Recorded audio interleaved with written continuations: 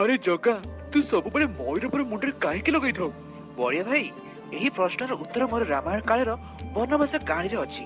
वनवास समय मु आउ देवी सीता एक अरण्यर रास्ता दे गला बेले देवी सीता को बहुत जोरे शोष लगिला, किंतु पाखापाखि मते कौनसी जल मिलला नहीं। तेणु मु लक्ष्मण को देवी सीता को पाखे जगाई जलर सन्धान पड़ेली।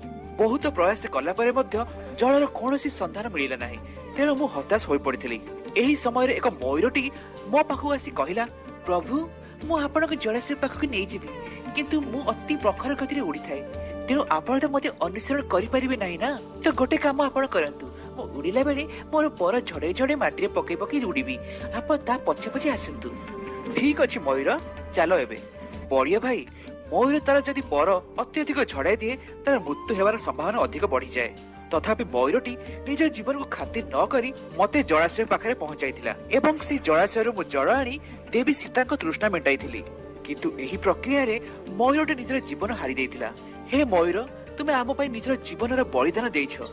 ए ऋण तो मु तुमर केबे भी सुझी परिबि नाही, किंतु मोर कृष्ण अवतार समय रे मु तुमको मोर मस्तक रे धारण करिवि। मु बुझी गली जगा, तू तोर भक्त मानु काहे मुंडे बसैकी रखिथौ। बड़िया भाई